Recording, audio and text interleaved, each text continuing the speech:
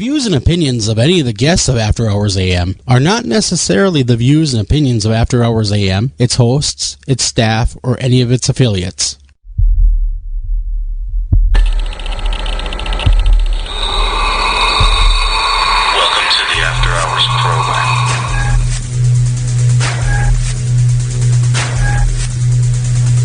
Are you ready? It's alive! It's alive! It's alive!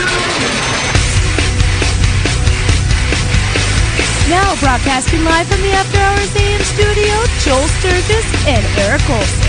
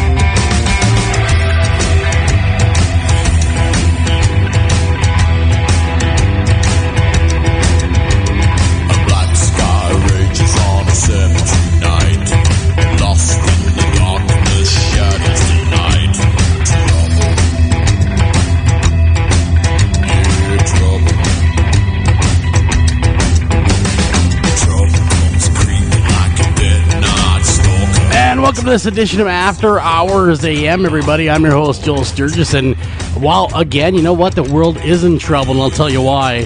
One word, Pokemon. Right, Kirsten? Pokemon.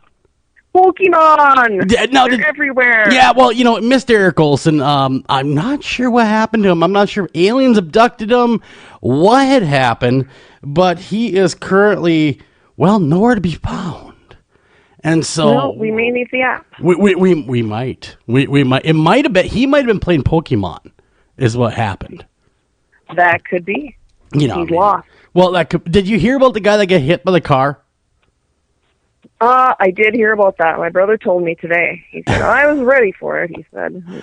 Well, hello, Mr. Eric Olsen. Thank you for joining me and Kirsten, sir. We are live right on air, 100,000 listeners strong, and we're talking about Pokemon and people getting hit by cars. Rock. I just got you right up to speed right now. Thank you. There you go. Okay, right. Well, I want you guys' take. I'm Kirsten with me, of course. And we were just talking about, Pokemon and the new Monster Pocket game. Now, I'm not understanding, and maybe you guys can fill me in, because am I missing the boat on this importance of Pokemon? Not in my opinion, you're not. Eric?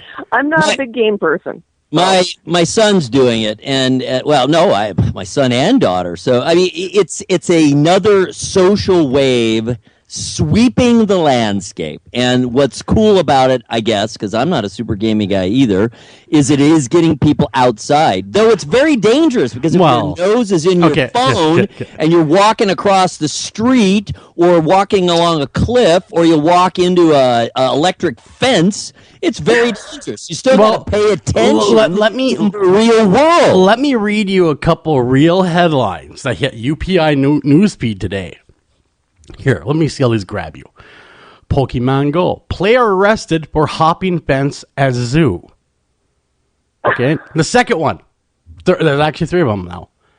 Police chase bear away from man playing Pokemon Go. The man was going to run directly into a black bear. Okay, like I said, you do have to pay attention. You were asking what's the big deal about Pokemon? Well, in the 90s... Nothing. Yeah, it's just an excuse. What it is you're collecting these characters. It's geocaching for 2016. That's what it is. That's really all it is. But, you know, can I put my conspiracy theory hat on for a second? Go for it. The country is being ripped apart. We have Donald Trump and Hillary Clinton both under the microscope. And oddly enough, with our country going down the crapper in swirls, Pokemon shows up. Is it a distraction to keep the American people busy? It could well be. Another one I heard that's even perhaps more realistic, I guess, is the fact that they're collecting data on all these people who are out running around with their phones. I was thinking about that That's just a big concern. today, guys. And I was watching someone walk by, of course. You never see kids, anyone millennials today, without their devices in their hands, right? It's always constantly texting. You never see them look at each other and do a conversation. Ever. But think of all the information they're giving the cell phone companies, where they are, what they're saying, and what they're buying, more importantly, as well. Yes. I mean, They are. constantly. Google is the pro at getting that. Yeah, constantly They learn to mine all that information. giving these organizations personal information, whether they know it or not. Mm-hmm. Isn't that a little bit Pretty scary? much. Isn't that a little scary, guys? Yeah, it is scary. To me, it's scary, I guess. I guess way- to them, they don't care. They just want to play.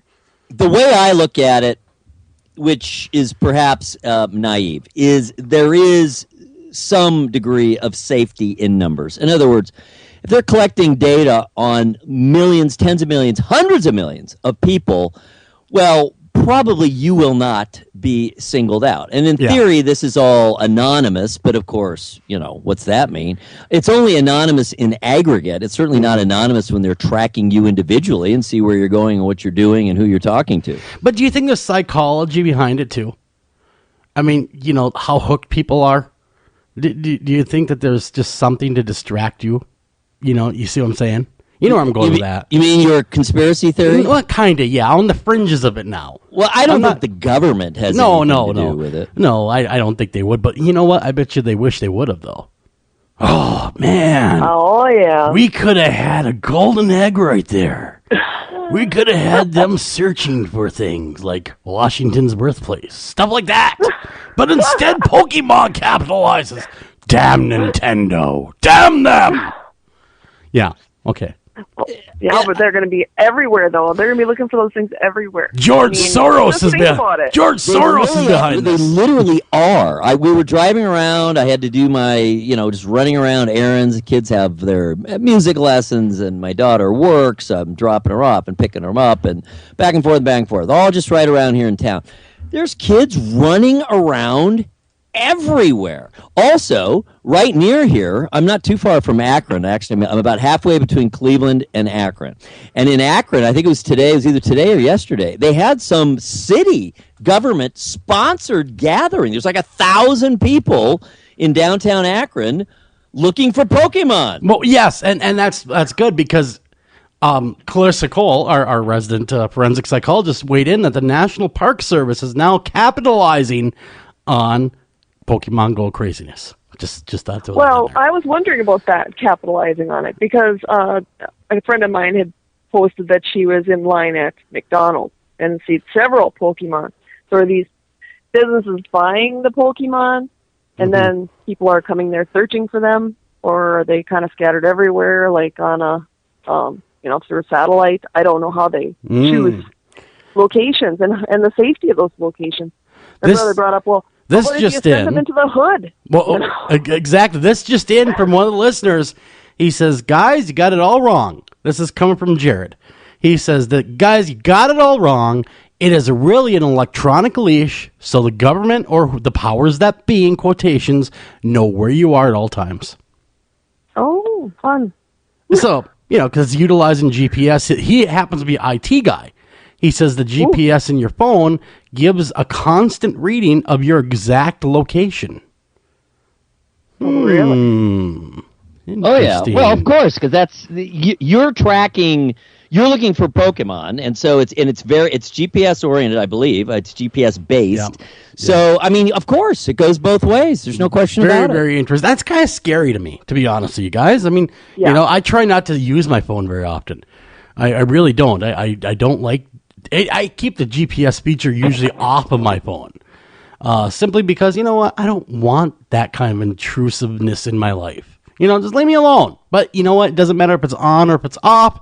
They still can get you because you have to ping off a tower. So, But anyhow, that craziness aside, we got some headlines to get to, don't we, Mr. Eric? Gosh darn it, we do. We got some America's Most Haunted headlines. Oh, yes, my friends. Head on over to Twitter, whether you belong or not. Now would be a great time to sign up for Twitter. Join. Be one of us. Be one of them. Go to twitter.com. Yes, go on your phone. At AM Haunted. That's the America's Most Haunted Twitter feed. Leading the world, or, at least my block, in Dominating. paranormal news. At least the block, right? Or my bedroom. Your bedroom. The block or the bedroom. That's the most exciting thing in the bedroom in years. Oh, I'm kidding. I'm a legend in my own room. Well, you got to be a legend A somewhere. rumor in my own time. That's right. Look at that. You're a regular little Renaissance man in your bedroom. All right, so do you guys know about some of this Catholic stuff going on? Well, I've heard of the Catholics, sure. Have you heard of them? You know what they do? Yeah, I've heard of them a time or two. What's going A on? little bit. All right, so, the Catholics have saints. Sure. And some of those saints, their actual physical bodies are considered incorruptible. In other words, they never decompose. Yeah. They never What? deteriorate. Of course, there's little helpers along the way like wax and Yeah. Yes. cement and I don't know what. I don't know what all they do. But anyway, so very interesting tale of the incorrupt hand, because it's only her hand that you can see. And it's a fine, lovely hand, by the way. 14th century Saint Elizabeth of Aragon, and her hand as well as the rest of her, but you'll only be able to see her hand. Just her The rest hand. is- That's all you can see is her hand. That's all it. you can see is her hand. You're not worthy to On see the display rest. in Portugal. Okay.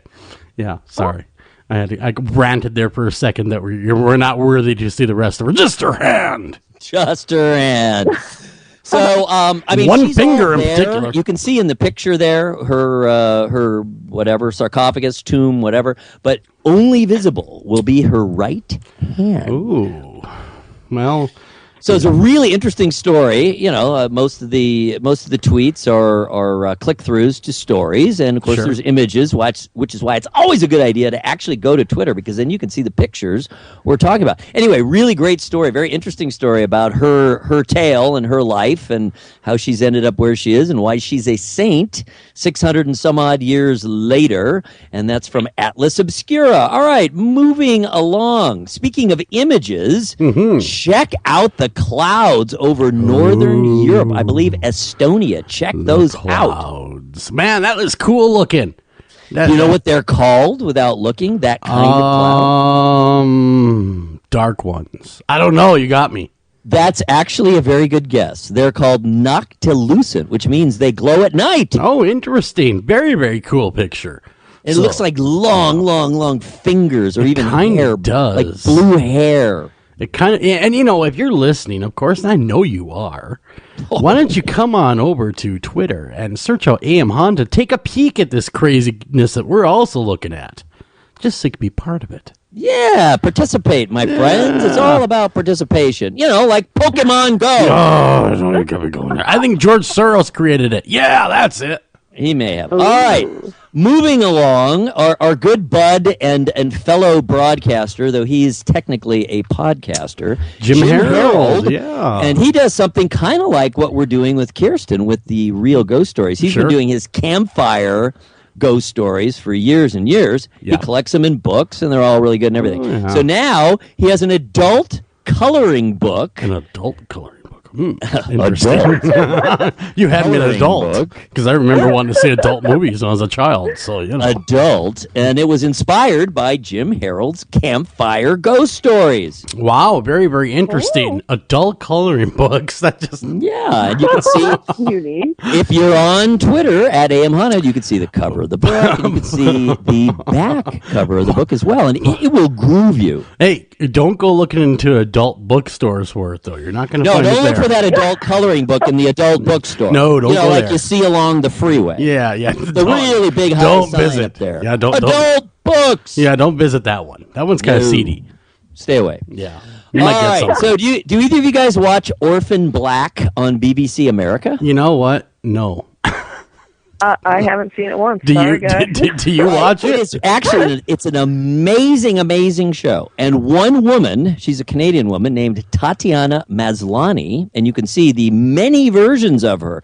She's played a dozen different characters on the show because the show is about clones, and they're all Interesting. sisters. Ooh, clones, man. That just scares me. Can you imagine being cloned, Eric? So look at all those. Those are all the same woman. Wow. Wow, she's her own clone. She's amazing. She's a clone of her own. So she was nominated. It was pointed out to me because the way it reads is it sounds like it's her first Emmy nomination. She was nominated last year, but she hasn't won yet. Wow, I'm gonna clone somebody one day. Oh man, you guys just watch one episode of this. I show. will. It will be It will be on my to-do list because I am contemplating cutting the cable, as we discussed a while back. Yeah. And just going streaming because, quite honestly, I don't watch the $200 a month cable very often. Oh, You know. yeah. You know Well, what I mean. I dealt with the cable company before. So you're just I know what freeballing I know what it, you're dealing with. Yes, free-balling it. You're going commando. Well, yes, I might go commando. TV commando. You just don't know. I just might do that. It is tempting, and I think it's going to only get more and more tempting over time. Well, not to plug this company, but they have been pretty good to me, Hulu. Man, they carry all these shows and more without needing the service as a cable.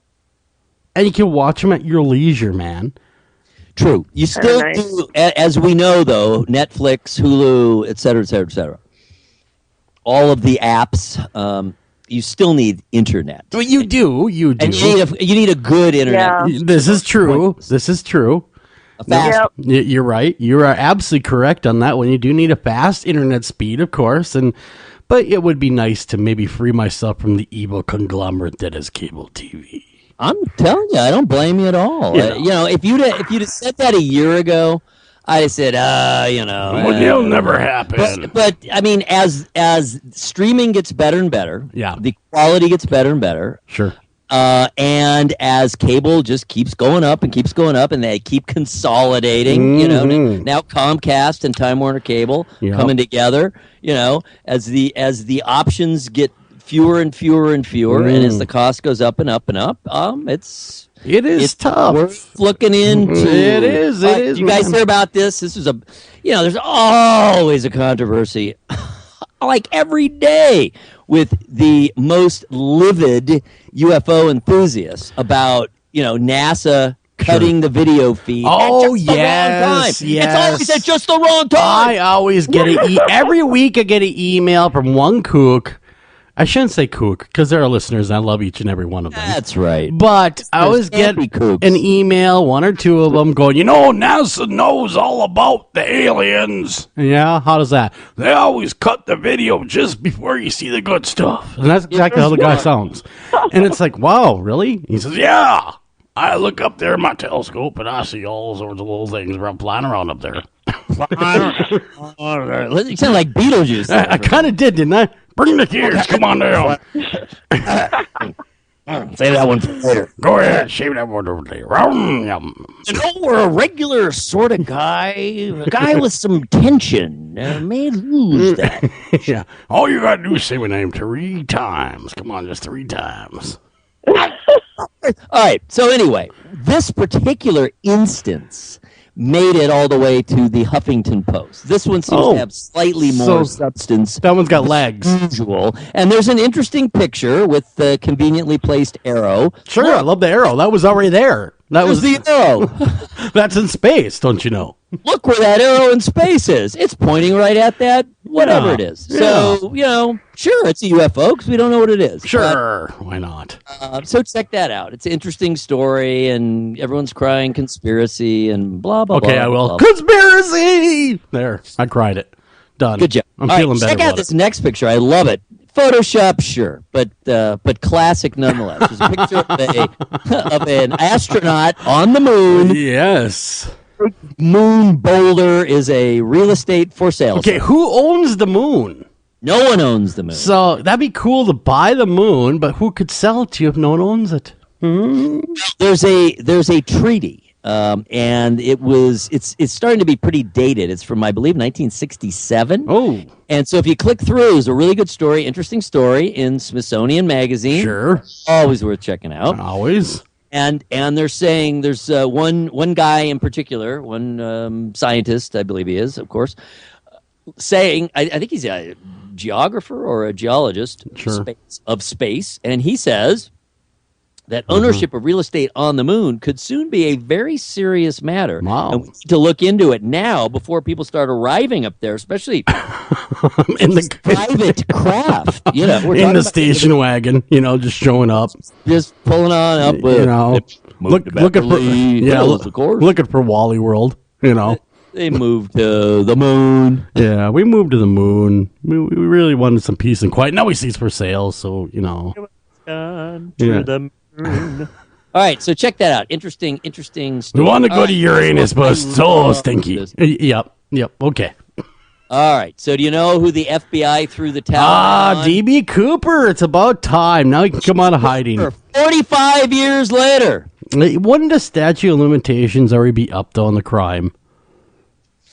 That's a good question. It's different crimes, and it's variable. Obviously, it I guess is not up, or they wouldn't still be looking for. Yeah, him. well, who do you think it was? Well, the big push for about the last 10 years or so was when that woman came forth and said she was absolutely positive it was her uncle. Oh yeah, that's right. I remember that. That was a big to do. And they showed pictures. Sure. The various TV shows have done episodes on it, Sure. of course. And so the picture, wow, her uncle really does look like the picture of D.B. Cooper, the drawn picture of D.B. Cooper. So, Poor guy. But as I learned in this story, and it was covered everywhere, but I chose the Newsweek version of the D.B. Cooper FBI no longer looking for a story, and in that one it says that they did test the DNA of this woman's uncle, who is, I believe, deceased, and it did not match the DNA on the clip-on tie. Well, then he's off the hook then. So he's off the hook. He's off the hook. Come on, DB. If you're listening to After Hours AM, just like everybody else does in the world, it seems, why don't you go ahead and step forward? Shoot us an email. We'll get you on the show. Come on. In this announcement, the FBI reiterated that they're just about positive that he didn't survive because the circumstances were incredibly bad Sure. for parachuting. A, it was nighttime. B, this was an airliner. It wasn't a parachute craft. Yeah, it's not a single engine moving. Cessna. Yeah. It was an airliner. And even though he asked them and they slowed down, I mean, they could only slow down so much. Sure. So it's nighttime. It was cold. Yeah. It was raining. He was very, very, very high. And he had no visibility. Well, yeah, that's a recipe for disaster. He's wearing a friction trench coat. Yeah, that's a recipe for disaster. But on the off chance, Mr. D.B. Cooper, you survived, go ahead, give us a call. Just go ahead, drop an email, show us some love, and we'll talk to you. Yeah, speak out. All right, back into space. We love space because there's so much going on there these days. Here's Jupiter. the very first image, and of course, you got to be able to get on Twitter to check this out to see it. But it's pretty amazing if you think about how far away this is. Our little journeying spacecraft, the Juno spacecraft, which is now in orbit around Jupiter, has now sent back the first picture of Jupiter and a couple of its moons from within the orbit of Jupiter. And that is a long way away. Check out that image. You can even see the spot, the orangish red spot on Jupiter. Wow, that is really cool. That's an amazing picture. That is. That's the real thing. All right, our good bud and once a month participant in the show, Dr. Clarissa Cole, who we have come to love. Yes, she might only be here once a month, but she's always here in spirit. She is always here in spirit. She has an excellent article, and we have an agreement now where we're sharing some content. We're bringing over one of her stories onto the America's Most Haunted site, one a week. But I really encourage you to go to her site as well. And she has an excellent story. Hers is The Criminal Code. I like her website. That is a really, really cool website. Everyone go over there. The latest story of hers that we have on the America's Most Haunted site, and that's America's-most-haunted.com, is about mass murderers. Oh. And she's saying, is it a political agenda or personal alienation and failure? She looks at two quite recent, very serious, very notorious cases. Sure, and everyone check out the article. It's really well written, very, very interesting stuff. And of course, you can hear right here, of course, once a month. First Thursday of every month is True Crime Thursday around these parts. So make sure you tune in for that. But also, make sure you go to criminalcode.com. Absolutely. Go check it out. Great site. Lots of really good material.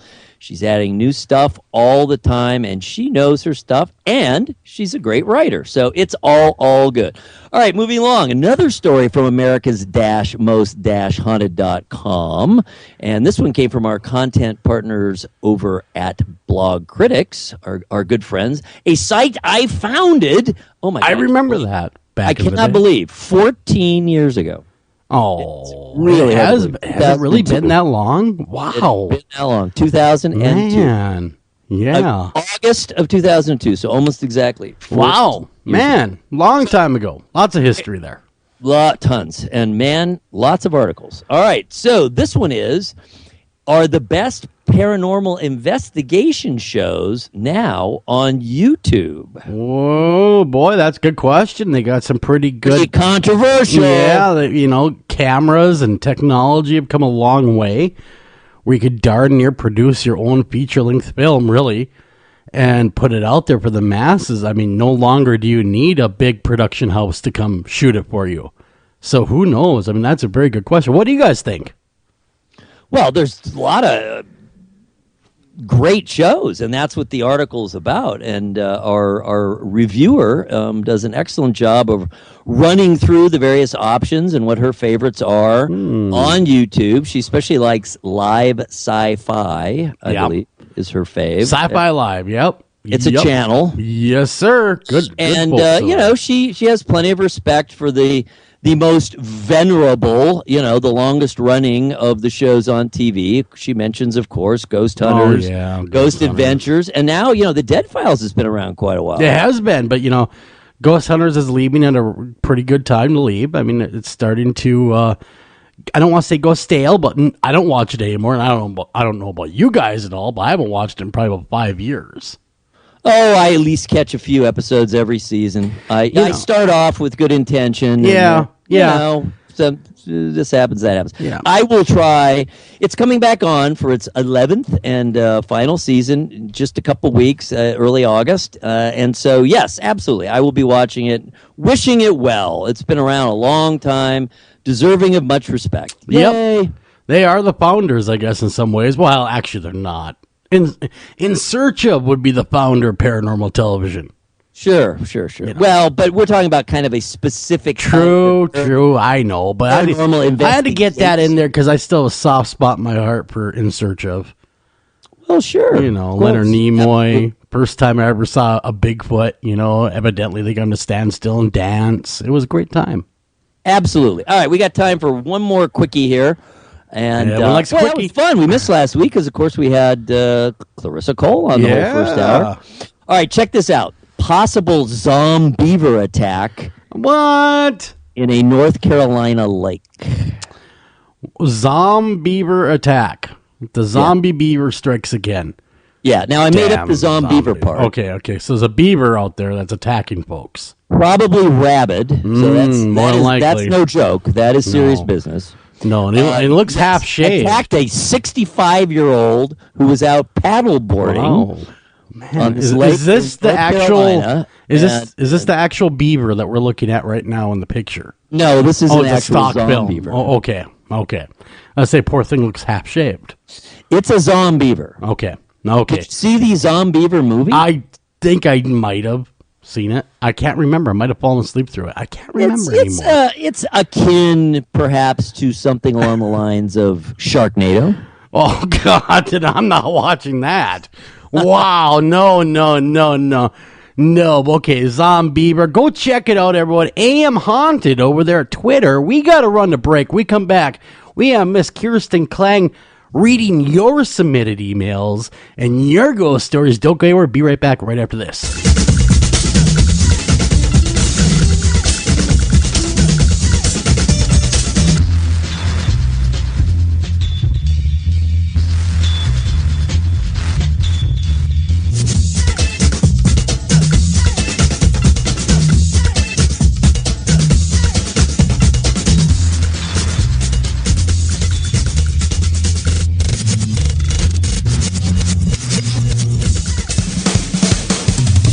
Our Media LCC is a dedicated team of professionals committed to helping business development scale and protect their websites, mobile applications, enterprise software solutions in the Northeast Ohio area. Locally owned since 2012, our client-centered values truly sets Anavar apart. Contact us today to learn how you can get 25% off your first project. Call them at 234-380-4852. Again, that's 234-380-4852, or visit them at www.anavar.com. Again, that's www.anavar.com. Hi, Tom Bodette. If you can hear me, then you have an internet connection, which means you can do cool things online, like listen to streaming radio, obviously, or watch a video of a monkey washing a cat. Let your freak flag fly. Or you can book a room at a great price at Motel6.com. Isn't the internet wonderful? Everything you want right at your fingertips, and whoa, did not need to see that. I'm Tom Bodette for Motel 6, and we'll leave the light on for you. And on the 364th day, when God was bored and simply trying to use up all his spare leftover parts, he said, I need someone to get up at 3:30 in the morning with a big mouth and a small amount of common sense. So God made a DJ. He said, I need someone who always knows the time and the temperature, the latest internet rumor, and what time the band takes the stage. So God made a DJ. I need someone willing to give caller number 8 a pair of tickets to the Herpes Simplex 12 screen, to spend their Saturdays handing out pizza to used car salesmen, and to ask every single caller what station's doing it for you. So God made a DJ. I need someone whose voice and face don't match, like the roar of a lion coming out of the butt of a chihuahua. So God made a DJ. I need someone who can say with a straight face that Nickelback is their favorite band, to ask you for the phrase that pays, and then inform you that you're listening to the hot rockin', flame-throwing, booty-kicking, steam-rolling, corn-shucking tower of hit music power that's shaking the lakes and rocking the docks. So God made a DJ. He's a maestro of sexual innuendo, a virtuoso of the fart sound effect, and he or she is always doing it with you, to you, and for you, right up until the big hour of 10 o'clock or beyond. Yes, God made a DJ so that one day, when your child comes to you and says, when I grow up, I want to be a doctor, a lawyer, a policeman, a carny, a clown, or a mime, you will have someone else to point to and say, just so you don't end up like that. And that's why God made a DJ. Do you have a question for our guest tonight? Don't feel like calling the show? Not a problem. Email those questions to afterhoursam@gmail.com. Again, that's afterhoursam@gmail.com. I ate his liver with some fava beans and a nice Chianti.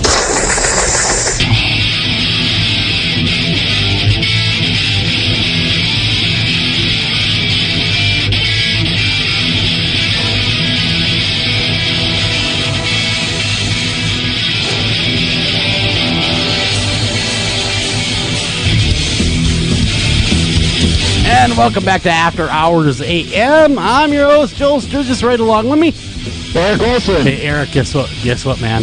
Guess what we got? Hold on. Here we go. This right here is your listener submitted creepy ghost stories that will scare the living hell out of you for the next week with our reader, Kirsten Klang. He is your guide to the gateway of the paranormal, running Mystic, Minnesota. Kirsten, what do you got in the hopper for us? guys. Hey, how you doing? Hi, Kirsten. Hi, Eric. I had to let that intro play out. It's such a creepy little intro. It is creepy. It is a creepy little intro. Fantastic. Mm-hmm. Fantastic. I love the intro. Thank the you. best. Yeah. Oh, yeah. You know, a little piano music going on right there. Fun Got it all stuff. going on. I got it all going on. Hitting on all cylinders this week, and I know you got lots of good stories to tell us. So I will shut my mouth and let you tell us. Yes, I do. The stories. Well, I've got a couple that were left over from last week. Oh, leftovers again. And yeah, I do. Except for Meatloaf that's been into the fridge. They were a little long, and I couldn't quite do them all. So I actually just kind of lumped them into this week. So I have one here from Pam from La Cruces, New Mexico, called The Old Haunted House. Ooh. And she says, "Hi, Joel. Thanks for helping me with some paranormal questions. You're the best and really know your stuff. I have a ghost story for you." Oh, I remember her. Yes, she did call me and picked my brain for a minute about some stuff that she had going on in her house, and I was happy to give her a hand. Yeah, I think she said something about an attachment, but I thought, well, I'll just kind of leave that off. Yeah, it's all I don't want to good. get too far into that. But she said that as a teen, I lived with my mother and 4 brothers in an older home in Las Cruces, New Mexico.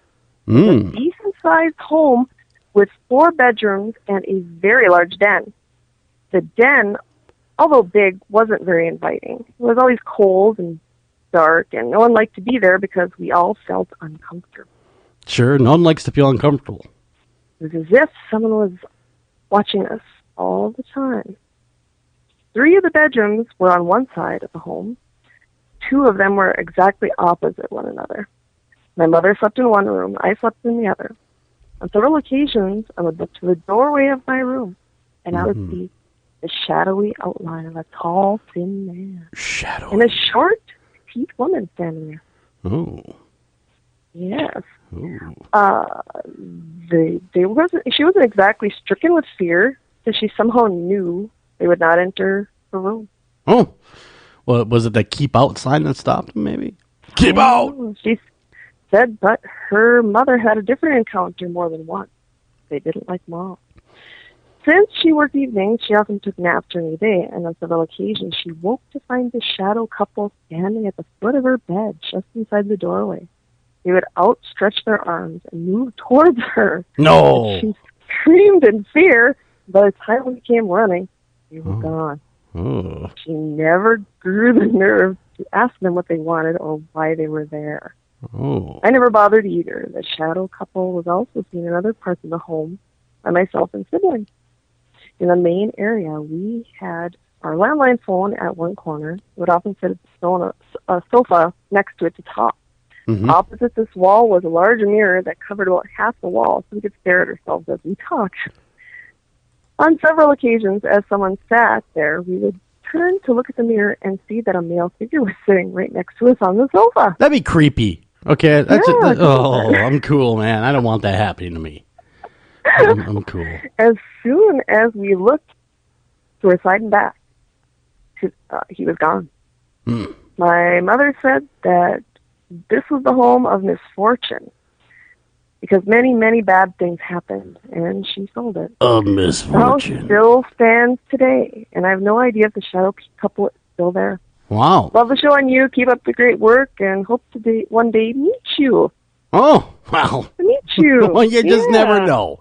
You never know where me and Eric will turn up. We're kind of like bad pennies that way. You just never know. Look under rocks. That's right.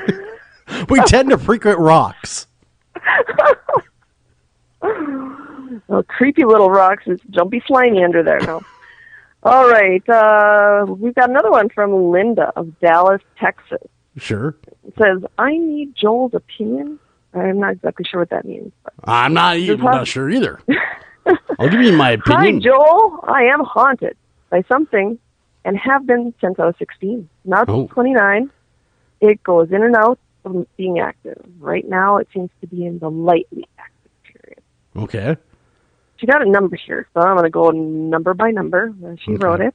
Number 1, main thing seems to be that it leaves clusters of blue marks that look like scratches on any and every surface imaginable. Cool. They can also be red occasionally. I'm not showing up at your house.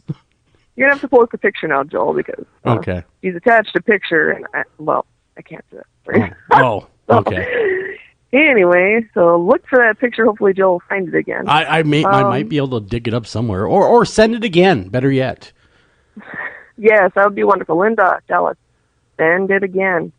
Yes. Number 2, it is not shy. It acts up around other people on a regular basis. Seems to like to show off. Can move objects. Is number 3. Moved a plate across the room at my workplace while coworkers watch. Wow. Number 4, messes with electronics and computers. Okay. Maybe messed with my car as well. Oh, no, maybe it did. Uh-oh. Yeah, that could be. 5, knocks things over. 6, imitates voices of people you know. Really? Now that's interesting right there. Yeah, it is. That's, yeah. We'll talk about that later. Number 7, whispers your name in your ear. Well, that happens to me all the time. Joel. And it turns out to be somebody I don't like. Hey, you. At least, hopefully it's the right name. Well, exactly. And then sometimes my daughter, just 2, will come up to me and just creepily, a little kid creep voice, Daddy. Oh, hey now, you're freaking me out there. You know, that kind of thing. So I get that. The whispering would get a little creepy. Number 8, it appears as smoke in the upper corners of rooms occasionally. Number 9 is protective of me, will lash out at people I'm annoyed with. How awesome is that? Well, so what are you complaining about? I mean, you got something that's like a watchdog. She goes on to explain the way it does this is by destroying things that they love. Oh. My mother's favorite shirts would turn up violently shredded into little pieces in the dryer, for example, after a fight. I would get in trouble at first, but then it happened too many times, and she finally believed I wasn't doing it. Oh, okay. Wow. And number 10, it appears as a blinding flash of light that goes from one side of the room to the other. 11, messes with the animals, makes them bark and scratch at the walls, go nutty chasing invisible objects, etc. 12, warns me against people who later turn out to be trouble. Well, this thing is awesome. I'm not seeing the complaint other than destroying articles of clothing and scratching possessions. And somebody else's, who cares? No, right? exactly. And I guess that's when the marks start to turn red and things start to get really active. Oh. I usually never heed the warning and get myself into a mess as a result. 13, imitates ridiculously loud footsteps sometimes. Ridiculously loud. What exactly is ridiculously loud, though? I mean, Thump, thump. Yeah. Like, wait, I hear footsteps. Yeah. They sound ridiculous. Is it like this? I mean, that would be ridiculously loud. If it sounds like Dumbo coming through, exactly. Then you know. Then you know you got problems. It's ridiculously loud. Yes. That's the threshold right there. Dumbo noises. Number 14, doesn't act up when you want it to, only acts up when you're distracted or not paying attention to it. I'd say an investigation would be a very dull thing because waiting for something to happen doesn't work. You have to be engrossed in something completely unrelated in order for anything to happen at all. Kind of like we were talking about, Joel. Yeah. You don't really come around when you're paying attention. That is true. Best evidence I've ever captured was on a side when I was just kind of talking to somebody, and next thing you know, is EBP. Yeah, that's awesome. That's kind of how it works out. Or, that's we were talking about how things are attracted, and what they're attracted to. They're nosy. I always said they're nosy. They're a nosy bunch of people. Mm-hmm. Okay. The last one is number 15. It follows me from place to place. It isn't attached to a house or location. I would like to know what you think. Please feel free to use it on air and give an opinion. Well, I'm glad you gave one. Oh, well, I'm not sure. Wow, that's a large number of activity.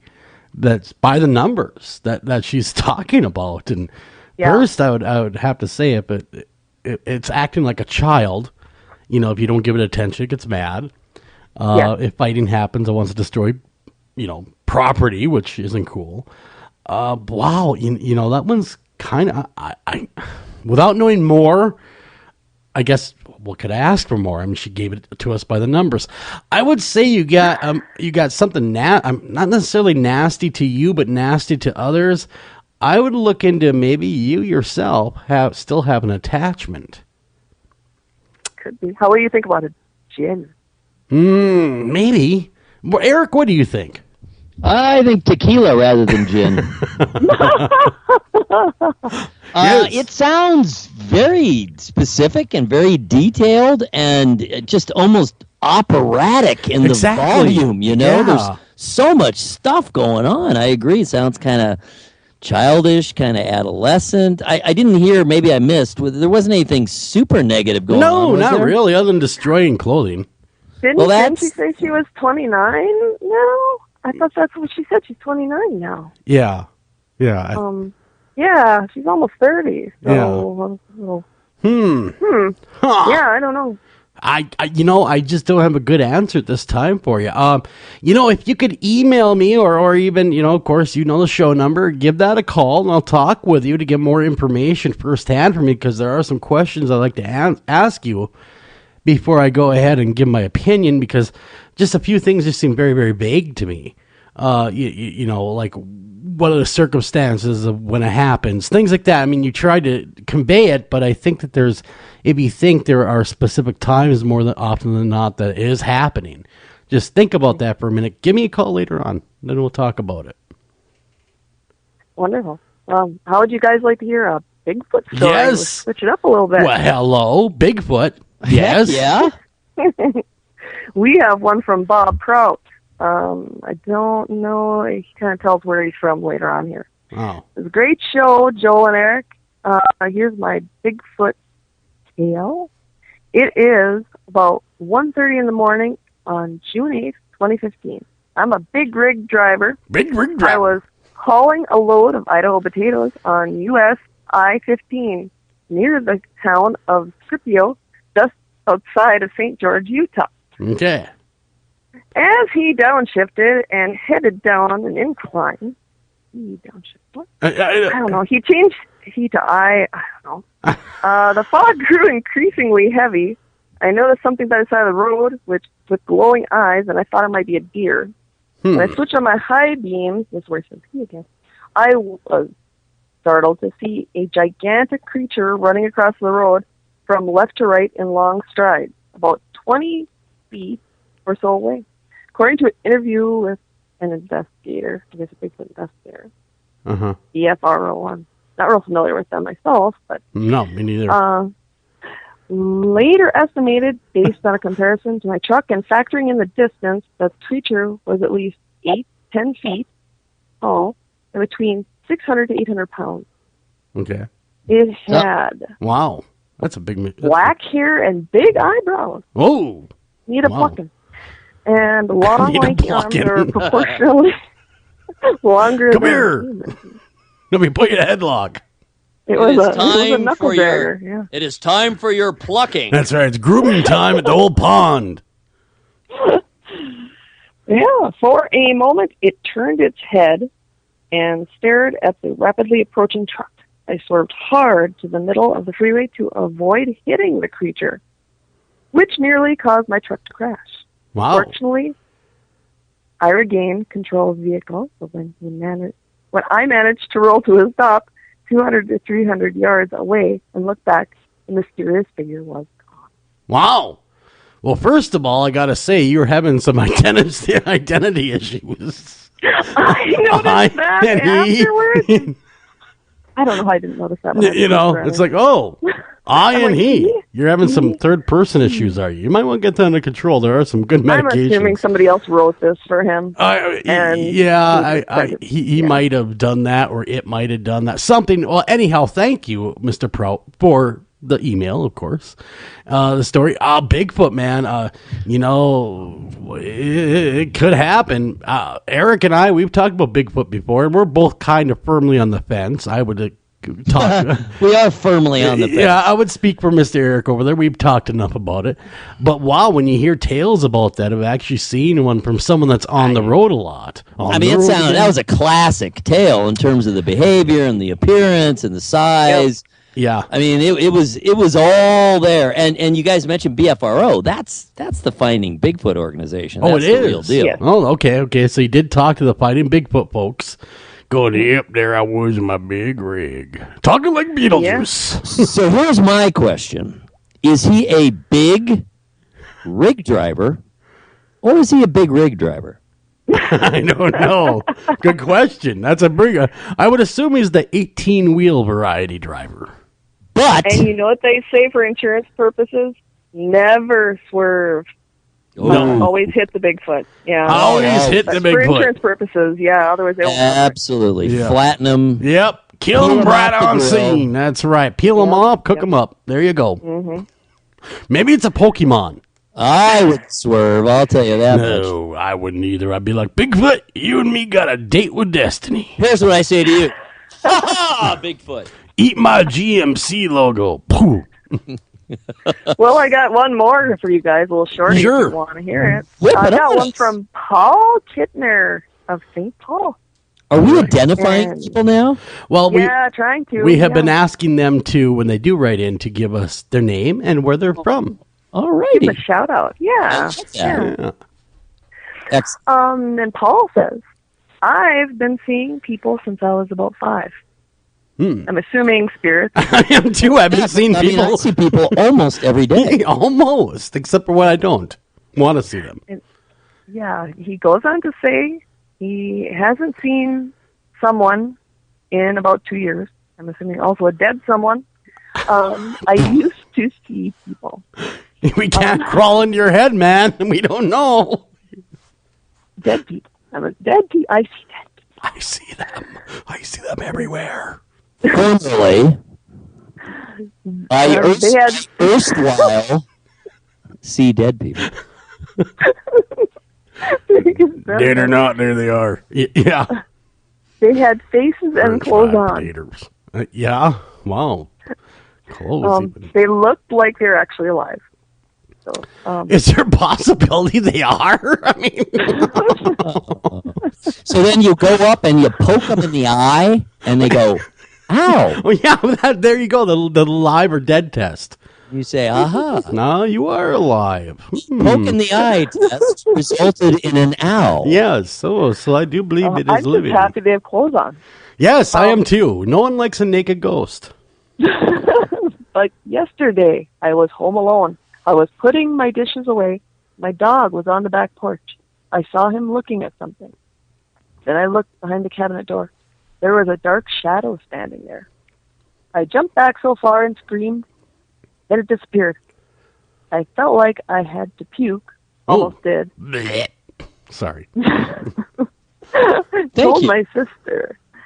My sister can see people too. And she I'm told sure she me does. Hey, look, it's the mailman.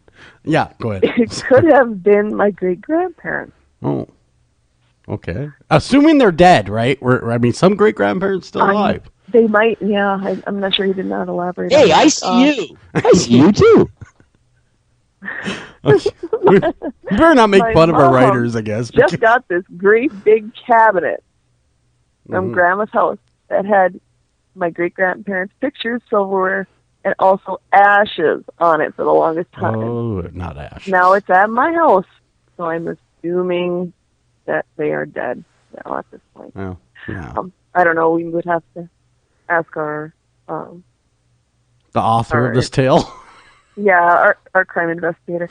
I tried to tell my mother that I saw someone, but she never believes me. I really need help with this. Joel, can you tell me what? Why is that always fall on me? Okay, people. What?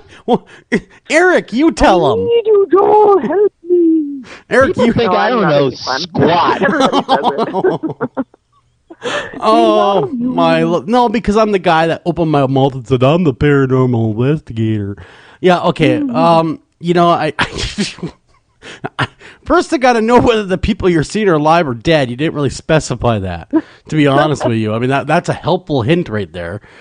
Secondly, the ashes, I mean, you'd have to have it tested or something. I'm not even sure. I'm not even there, man. I wish you could be more help, but you're not giving me a ton to go on. I mean, yeah, you see allegedly dead people, but so does every psychic you ever talk to, but, we still have our doubts about them. I guess, again, I hate to say this, I would need more information. Well spoken. I would have to agree now from my standpoint. I mean, the fact that they're ash would suggest to me that the grandparents are dead, but whether it's them or not, it's another thing. Mm-hmm. So. Exactly. And, hey, thanks everybody for your submitted stories, though. It's a great part of the show. We have a lot of fun with it. And plus, we get to sometimes help people that, we can help. But anyhow, that being said, we got to ask you what Mystical Minnesota is up to, Kirsten. You guys doing anything fun and exciting? We just went on another investigation. Yeah? A few days ago. Got some really amazing things. Like, people are pretty much, they're at a loss for words. Really? They really don't even know what to say on some of them. Where can they check that out? Some are great, some are not so great, but come on over. We'd love to have you. Is that mysticalminnesota.com? That is on our Facebook page. Really? Mystical Minnesota Paranormal. Check it out. On Facebook. Check it out. Anything coming up for investigations? Anything you got coming on the horizon? Well, we're hoping to find something that's not flooded. That's what we're hoping for. Yes. We did get flooded around these parts, didn't we? Yeah. Yes, along with everybody else. Come with us to Nopaming. I We're will. Working on that. I'll go when it comes time. I guess I'll have to go. But bring your water wings. Yeah, bring my water wings and a snorkel. I'll be sure to bring a snorkel with me. Just hey, in case. You want to investigate underwater ghosts? Well, that is true. Now, you had an interesting theory, speaking of paranormal, about laughter that you're going to try to see whether laughter will trigger paranormal events. Well, I did notice on my evidence when I got home, we did find a, we were being nosy, so we decided to go around. We thought I saw an open door on one of the buildings in the cemetery. So we decided to creep around and sneak in the building like little rebels. Sure. Well, I happened to walk into an outhouse, and I wasn't ready for it, and I there I was. Was there anything written? Was there anything cool written on the walls? Was there anything cool written on the walls? Did it say for a good time call? No, actually, it was it was actually very rustic. It was a rustic. Well, it's a rustic crapper. Nothing wrong with that. I was just amazed it wasn't filled in after, a long time. Well, what's filled in was something all right, but nothing you want to be a part of. Sounds like you need me to show up and blow it up. That's right, Mr. I destroy bombs. That's So we started laughing though after that, and after that, the photos just started to explode with. I have my own theory on what you're talking about. See now. Laughter, anger, that's all energy. And generally what kind of energy you put out will come back to you. Yeah. So if you're an angry person, I'm really mad at you, I'm going to beat you up. Or if you're Beetlejuice, yeah, that's whatever. Anyhow, whether it be happy or sad, indifferent, that tends to be what comes back to you. So if you're kind of a grumpy person, investigators tend to attract angrier ghosts. Where if you're happy and laughing and having a great time, likewise, you get the happy ghosts. That's what seems to be the trend. So very interesting, though. It'll be interesting to see your findings and what you guys gather. Remember, everybody, go to Mystical Minnesota. Oh, Mystical Minnesota Paranormal over there at Facebook.com, because you also have a website. That's mysticalminnesota.com. Mysticalminnesota.com. So, but if you got time, check them both out. But in the meantime, we got to run. We have to go to our Fox News. Got to hear what's going on in the world. We come back. We have a killer guest. Don't go anywhere. Be right back right after this.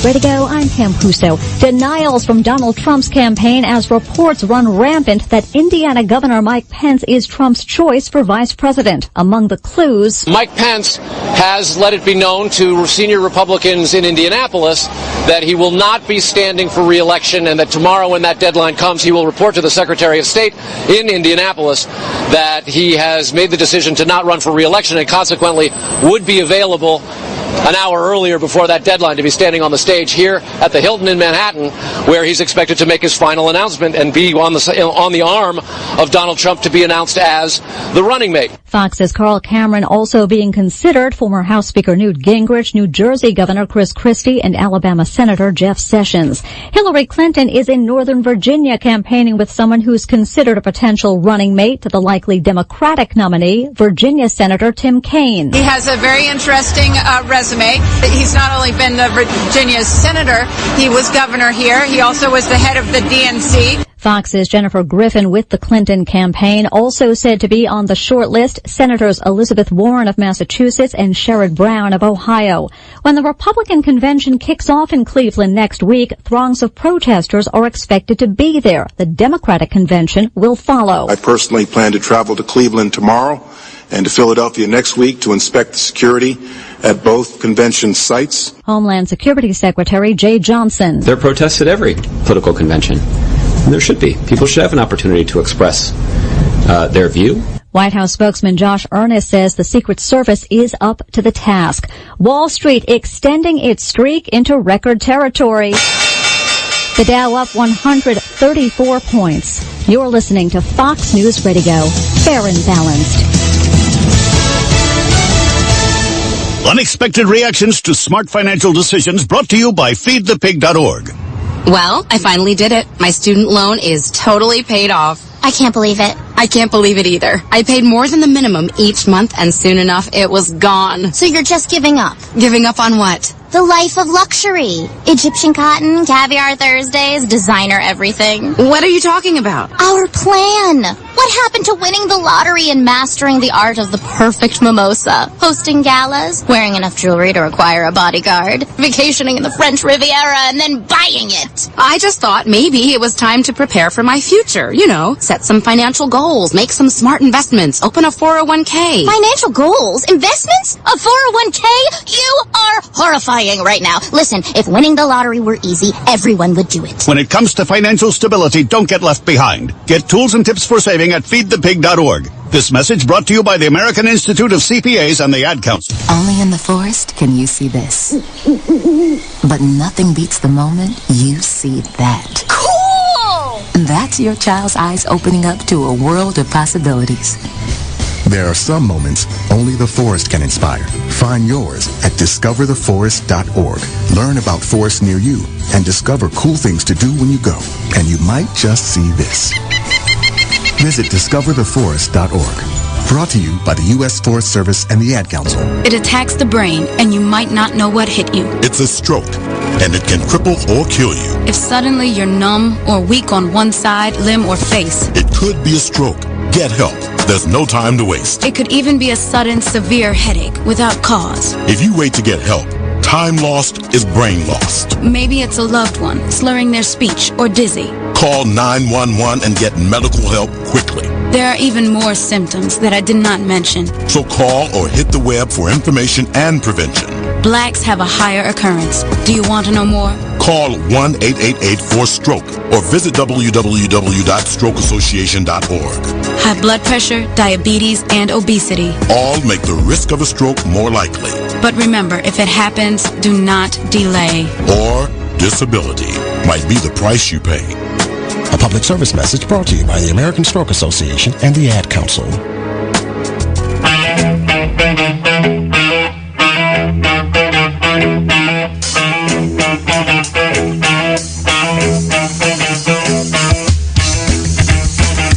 And welcome back to After Hours AM. I'm your host, Joel Sturgis, right along with me, Eric Olsen. Hey, Eric, we have a great guest tonight. I've been looking forward to talking to her all day, but why don't you go ahead and tell the audience who we're talking to? Author Melinda Worth Popham knows all too well that coping with a child suffering from severe depression leaves parents feeling profoundly anxious, stressed, and helpless. Popham, whose teenage daughter suffered from life-threatening depression, was brought to her knees in search of strength and courage. She discovered that pain is the Miracle-Gro, I like that analogy, of spiritual transformation, a realization that ultimately led her to Yale Divinity School. In her new book, Grace Period, My Ordination to the Ordinary, Popham details her story of leaving home at age 56 to pursue the study of God, probing the mystery, as her uncle said. Welcome to the program, Melinda Worth Popham. Thank you so much. I'm very glad to be with you. Yeah, well, thank you so much for coming on the show. And, of course, hearing your story, first I want to say, depression is a really hard thing for a lot of families out there. And it's so hard on kids. Yes. When kids suffer depression, not only are they suffering it, but they're so confused by it. Mm-hmm. Mm-hmm. And they just don't have a way to get a hold of it the way an adult can, I think, in the same way. Their issues are different. No. And, of course, adolescent depression and suicidality are really on the rise. Yeah, I was going to say that. I just read that just the other day, that it's on a big rise, and I thought, well, what a perfect person to ask, having lived it with a child that's had depression. Now, first off, you have to feel completely helpless during the depression. I can only imagine what that must have been like. Absolutely. Yeah, and it's very, it's a very isolating experience, both for the child who's suffering it, and then in turn, adolescents, the last person they want to turn to is a parent. Mm-hmm. And so it tends to be a very, the isolation aspect is one of the most frightening, because there's a lot of secrecy going on. There's a lot of hiding of pills and of X-Acto blades, and of if a child is into self-mutilating, self-harming, it's heartbreaking. It's just simply heartbreaking. I have a particular interest in the subject because I have a family member that is a teenager that's going through a similar thing, and I couldn't figure out why this beautiful young lady would want to cut herself. Well, I'm so glad you brought that up, because the thing that I had to learn, and that I would really like to have people understand, is that self-mutilating is not in any way even a suicidal gesture. Mm-hmm. The teenager, is cutting in order to relieve the psychic, emotional pain by creating a physical diversion of pain. Mm-hmm. You see what I'm saying? Yeah. It's so frightening to see cuts on your loved one's arms or legs or wherever it is they're cutting. But it's not self-harming. Is in a strange way, they're trying to relieve the worst pain of what's in their heads by cutting and creating what is obviously a physical pain, mm-hmm. however transient. So it's kind of like a pressure relief valve, if you will. It is indeed. Okay, that makes more sense. That's a good way to put it. Exactly. That makes entirely more sense, because this young lady that is going through this, that is a normal, from the outside looks like a normal kid, has everything going for herself, and I'm glad that we're talking about the subject matter, because adolescent depression doesn't get the press that, like, when Robin Williams passed away or when someone else passed away. You don't see that press like you do for the adults. That's right. I think there's more of a desire, both on the parents' part, to shield the child, to protect the child, and there's also a kind of shame aspect that gets going, mm-hmm. Where your sense of helplessness can lead to a sense of shame, and the child or the teenager is ashamed of having these, thoughts and feelings and taking actions like self-harm. So that it's not something that is dealt with very openly mm-hmm. at all, and it just creates an even harder cycle of recovery, because it's not something that's out in the open. And it almost seems like that there is, I don't know, in all parts of the country, but a lot of parents that have actually written the show, because this isn't the first time we've tackled depression on the show, and we've talked about openly, have said there's woefully hardly any services out there for children. I know, and when I was trying to madly, research and read up on it as my daughter was cycling down, she went down very fast into the depression. She was just starting her sophomore year, so she was 15, and within 6 weeks, I was seeking a therapist for her because I could see it was as if a sinkhole had opened up, and this person that I had known all of her life as being this very warm and outgoing and bright and artistic person, she was just disappearing down a hole. And it was as if I had to reach in and try to pull her back, and all I could do was try to find a good therapist. Yeah. And I think that finding a therapist is a very important first step, because a parent can't really cope with it on his or her own, and the adolescent won't let a parent get close enough to do that. So I think a first step is getting help. And it can feel almost like this person's only 14 years old or 12 years old or 15. Sure. How can they possibly have gotten into this much of a mess? But they can. Yeah, it's amazing. It really is in a bad way. It's amazing how fast it does spiral. Yeah. And and the high risk behavior they take a part in as well is just jaw dropping. Yes. In fact, I went one evening. I drove to in a raging winter storm. I drove 90 miles to Santa Barbara to go attend a lecture on was being given by a mother whose son had committed suicide, and I was watching my daughter spiral down, and I really wanted to go hear this woman talk. So I drove up to hear her talk at a school in Santa Barbara, and what she was saying is, go through their backpack, go through their purse.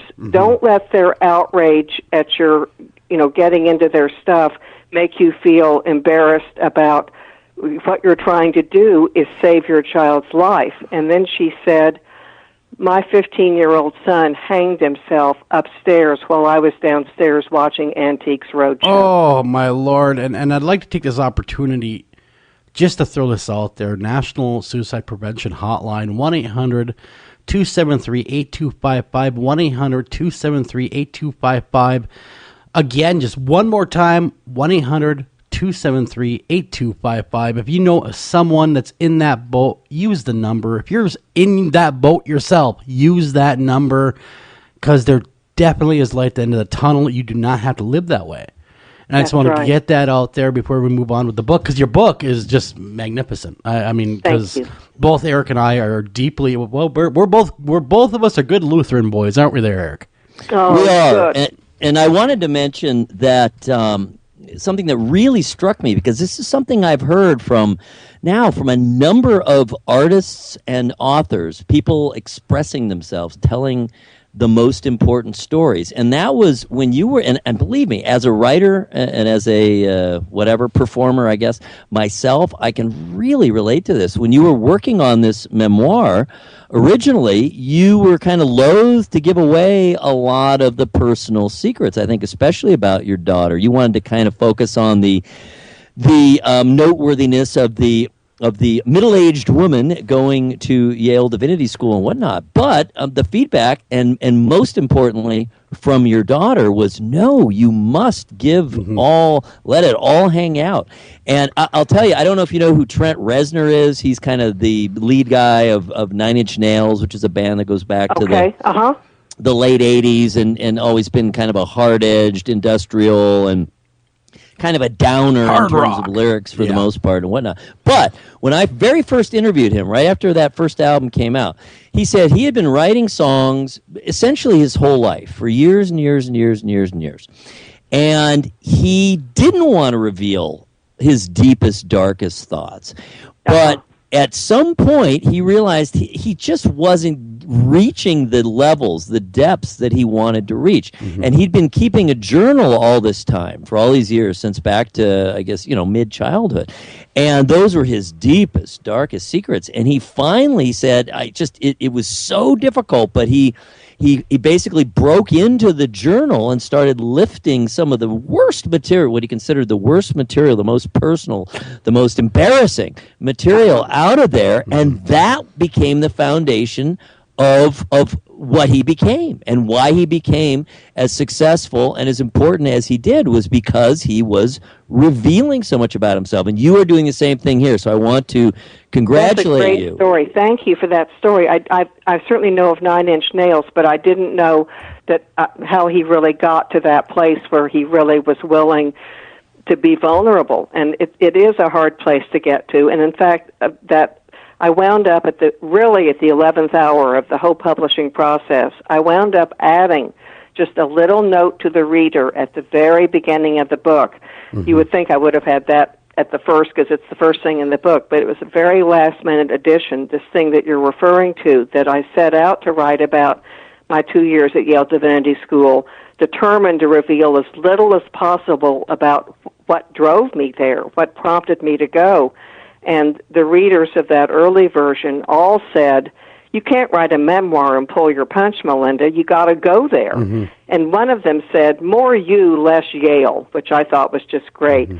And then it was the very one, as you said, that I wanted most of all to shield, my daughter, who freed me to tell about that anxious, hard time. She said, don't be self-censoring, go for it, Mom.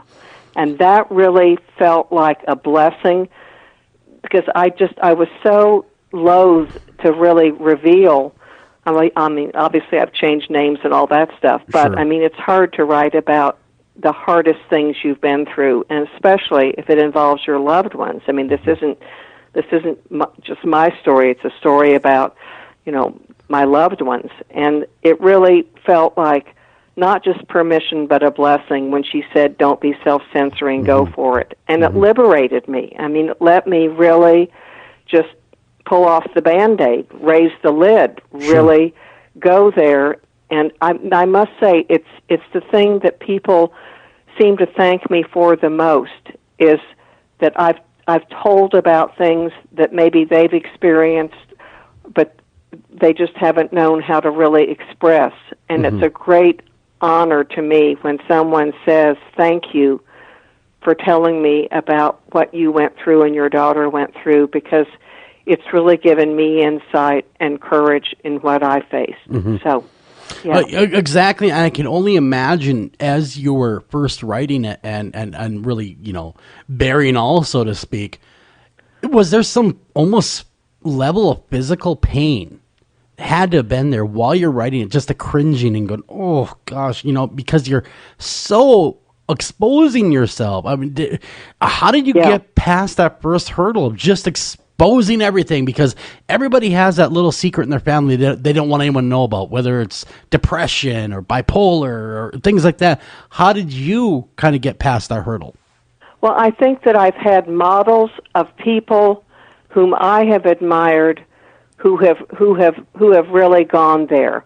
I mean, look at Anne Lamott or Elizabeth Gilbert or the woman who wrote Liars Club. Can you remember? I can't remember her name. The one, Liars Club and Lit. At any rate, these writers who have really revealed just frighteningly honest and deeply profound truths that have come to them through their pain, and it set the bar high for me. I thought, I want to write with candor. I want to write with honesty. Yeah. I don't want to be evasive. And so these other writers kind of set a model for me that made me want to be that honest. I'm familiar with Mary Carr. She wrote Liars Club. Mary Carr, thank you. Yeah, That's I'm familiar one. with the writer, and she, like you said, pulls no punches.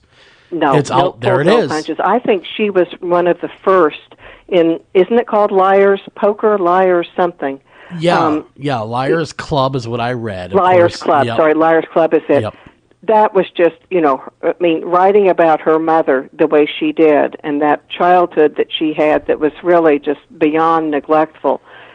There was just such an honesty, and yet she loves her mother. Mm-hmm. She loves her mother deeply, but she was able to be honest about this absolutely, really shocking childhood that she had with a neglectful mother who just had her own kind of life path she was pursuing despite having a child. Well, I think that most children, and of course most parents, if not all, and I sure pray all, have unconditional love. Absolutely. And I've witnessed that more than once where, people would tell me, oh, my parents are so mean to me. They did this to me. I had a horrible childhood. But as that parent's lying in their final hours, where are they? They're right next to their bed. Yes, that's true. That's true. And so I've but, witnessed I've that. also heard that children have unconditional love for their parents, and sometimes parents are not capable of reciprocating that. Mm-hmm. So, I don't know. I mean, it's a tough one. Yeah, it's a tough one. Melinda, the kind of the parallel aspect to the book, we've been focusing on what precipitated your move into spirituality, but ultimately your book is a spiritual journey. Why don't you, and that's quite positive. Why don't you tell us a little bit about that journey and maybe where you started and where you ended up, and maybe Good. some highlights along the way. Okay, so where I was at age 50, well, I was at that point at 55. My daughter was now recovered. She had graduated from high school. She was off to college. My other child, an older boy, wasn't in college. I was at a juncture in my life. I was ready to look at now what's going to happen next in my life. I was now an empty nester, and I was at church one Sunday. And actually, I planned to skip church that day. I was going to play hooky, but then I suddenly remembered I had this assignment to be at the welcome table. So I went to church, and at the welcome table, I was standing there after church, and a guy came up from the choir, a buddy of mine, and he was slapping a brochure against his palm as we chatted. Mm-hmm. And I looked down, and I saw the brochure was from Yale Divinity School. And I said, Russell, where did you get that? And he said, oh, those two guys over there, they came and gave a talk at adult ed between services. And it was just totally out of the blue, but all of a sudden I heard Yale Divinity School, and it was as if some sort of predetermined alarm went off in my head. I abandoned my post at the welcome table.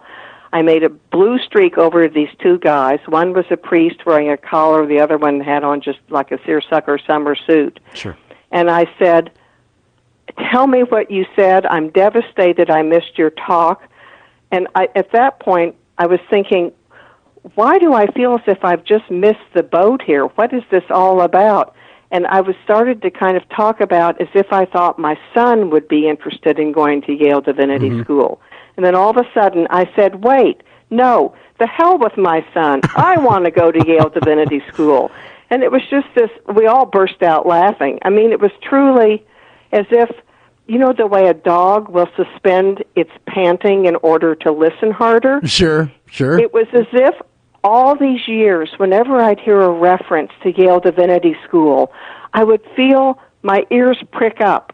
And as if if I'd been a dog, I would have stopped panting to listen harder. I'd always had a little thing I hadn't even known about Yale Divinity School. And suddenly, realizing I'd missed these two guys' talk made me think, this is what I want to do. This is my what next.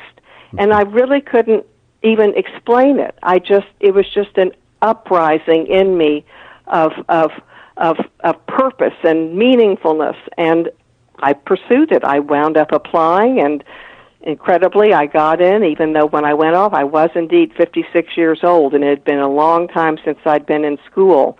But I just felt compelled. I mean, I sort of call it like the compelling of God was on me to go and study this God who had shown up so powerfully for me during these hard years with my daughter.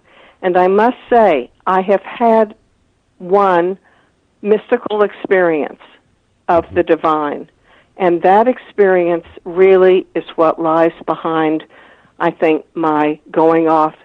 I wanted to go and study this divinity, this holiness that had come into very powerfully one night. I mean, a mystical experience. This theologian named Marcus Borg, he's since passed away, but he compares a mystical experience to orgasm. He says, you don't say, gee, I think I just had one. You know if you've had one. It's what's called a self-authenticating experience. So if you've had a mystical experience, I'm not going to tell about it here. I mean, it's in the book. Sure. Absolutely. And again, let me stop you there and let everyone know it's called Grace Period. My ordination to the ordinary. Yes. Okay. Check it out. Go buy it. I'm sorry, what, you want me to tell about the title? Oh, no.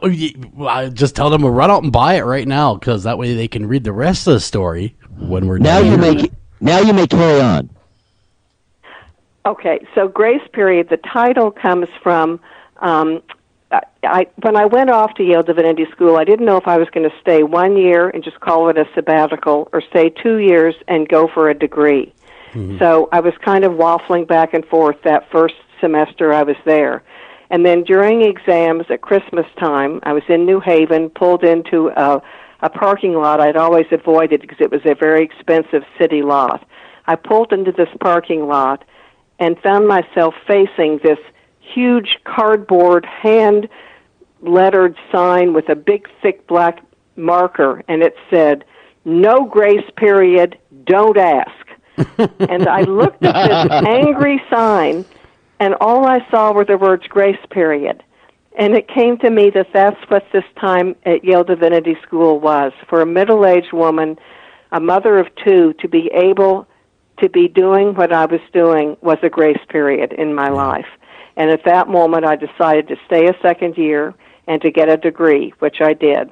I got an MA in religion. And the subtitle, My Ordination to the Ordinary, comes from, I went off to Yale Divinity School with absolutely no thought in my head of becoming an ordained priest or a preacher or a pastor. I knew that there was no steeple in my career path in my life. I wasn't going off for a career involving the church. I was really just going off for what came to be called personal edification, which at first I took umbrage. I thought that makes it sound very kind of like a kind of dinky reason to go off and do this. But I came to embrace the idea of personal edification. But my ordination to the ordinary is just that instead of becoming ordained as a priest, I felt myself becoming ordained to just my plain old ordinary human nature and sacred self.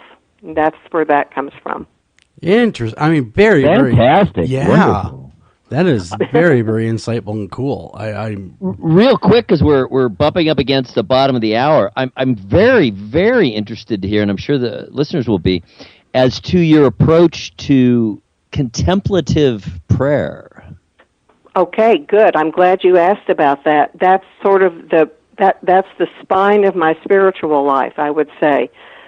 I discovered a form of prayer called centering prayer that came from a medieval monastic manuscript called The Cloud of Unknowing, 13th century manuscript by some English monk, The Cloud of Unknowing. Well, what happened was these monks at a monastery in Spencer, Massachusetts, were watching all these people blowing by their gates during the 80s on their way to a transcendental meditation center just up the road from them. Mm-hmm. And they started to think, well, now, wait a minute. We have a form of Christian contemplation, of meditation. All these TM people were going up there to learn a form of meditation. So these three monks at the Cistercian monastery in Spencer set about updating, modernizing, you might say, that ancient monastic form of prayer. And they put a sort of slightly more contemporary spin on it. They called it centering prayer, and they just started teaching it. And then people started coming to their place on retreat and to learn about the prayer. So I it started kind of spreading out around the country, and I learned it in a workshop shortly after I had divorced and moved into town from being out in Malibu. I came into town, and I was ready to really start to figure out about a spiritual life. I know that sounds like a weird way to put it, but, you know, you don't need a license from a religion to have a spiritual life. No, you don't. I'd been a churchgoer for years, but I did not have a spiritual life. I mean, I really understand that there's, a difference. So you don't have to have a permit from religion, but you do have to learn how to be spiritual. And the way I went about it, in fact, the best teaching that I ever heard was, here's how to go about having a spiritual life. Find your practice, find your teacher. Mm-hmm. And for me, the practice is centering prayer, and the teacher was one of these monks, Thomas Keating. He's sort of the apostle of that prayer, the architect and the apostle of that prayer, one of those three monks. Mm-hmm. So in centering prayer, I found a way to reach a place of interior silence that let me be unselfed or de-selfed. Sure. Melinda, long enough to really let some form of communication with the holy enter me. Gotcha. Well, we're up against the hard break. We'll come back. We'll finish that thought. We'll finish all that, of course. Centered prayer. We'll get deeper into that. We'll also get deeper into a few other things. So don't go anywhere. We got Melinda Popham with us. Don't go anywhere. Remember, read her book when we're done the show. You're gonna love it. Grace Period.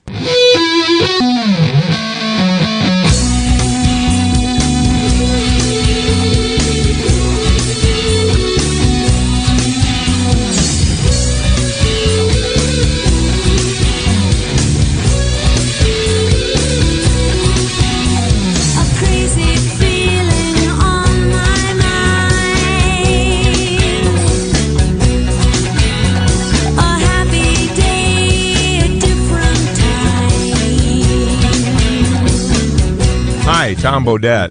If you can hear me, then you have an internet connection, which means you can do cool things online, like listen to streaming radio, obviously, or watch a video of a monkey washing a cat. Let your freak flag fly. Or you can book a room at a great price at Motel6.com. Isn't the internet wonderful? Everything you want right at your fingertips, and whoa, did not need to see that. I'm Tom Bodette for Motel 6, and we'll leave the light on for you. Anavar Media LCC is a dedicated team of professionals committed to helping business development scale and protect their websites, mobile applications, enterprise software solutions in the Northeast Ohio area. Locally owned since 2012, our client-centered values truly sets Anavar apart. Contact us today to learn how you can get 25% off your first project. Call them at 234-380-4852. Again, that's 234-380-4852, or visit them at www.anavar.com. Again, that's www.anavar.com. Taking a family of 5 to the amusement park can cost a small fortune. Oh, yeah. So to save some money, we thought, hey, let's bring the amusement park to us. Yeah. Go ahead. All right. Step right up, young man. Are you ready to ride the Wacky Waterfall? That's just the bathtub with the shower head running. Nope, it's the Wacky Waterfall. It's the shower, Dad. Waterfall. Wacky. There's an easier way to save. To get a free rate quote, go to geico.com. Then buy online, over the phone, or at your local Geico. It's your ideas, work, and creativity that make it your yard. At ACE, we're here to help. With hoses and sprinklers to nurture growth. Gardening tools for the shape of good things to come. Even the right fertilizer and bug killers to make the grass a little greener. You'll find it all now at ACE, your place, with everything you need for your yard, plus helpful advice, almost like we're right there. ACE, the helpful place. Do you have a question for our guest tonight? Don't feel like calling the show? Not a problem. Email those questions to afterhoursam@gmail.com. Again, that's afterhoursam@gmail.com. Get your stinking paws off me, you damn dirty ape!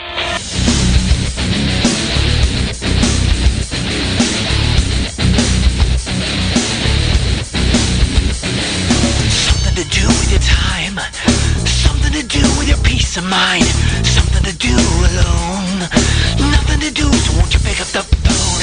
You turn me on, you turn me in, keep it up so long, here we go again, you turn it up straight to your head, and welcome back to After Hours AM. I'm your host, Joel Sturgis, like I always say each and every break, right along with me.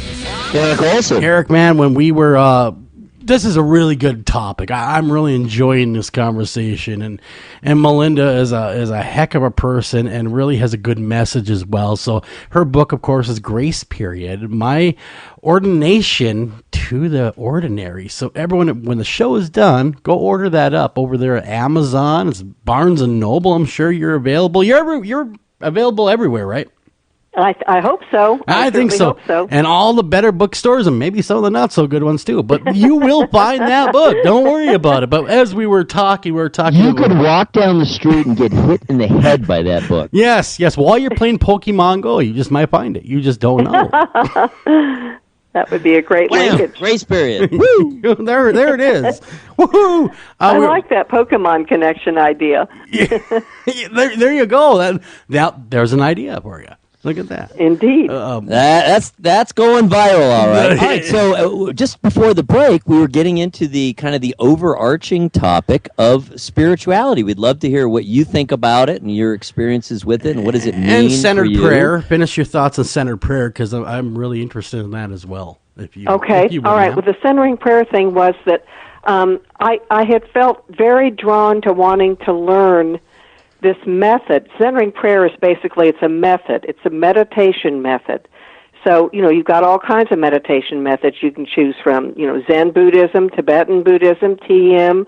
All these are forms of interior silence and connecting with something. Mm-hmm. I mean, stilling yourself, your ego, yourself, long enough to let something else speak to you, whatever you term that thing that you're trying to access through stilling your own ego. In fact, there's a wonderful quote from Anthony DeMello. He says, "Silence is not the absence of noise; it is the absence of ego." Oh, and I like that. I like that. I think it really is your ego that you're trying to kind of still, that sense of self that's always yammering around in your head. When you really are entering into meditation in a serious way, really by serious I just mean intentional.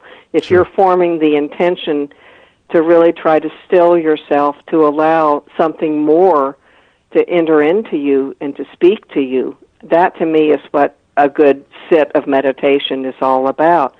So anyway, stilling the ego. So for me, centering prayer, the method of centering prayer became my way of accessing the holy. It's not a magic carpet. There's nothing, you don't jump on it and suddenly you're just there. I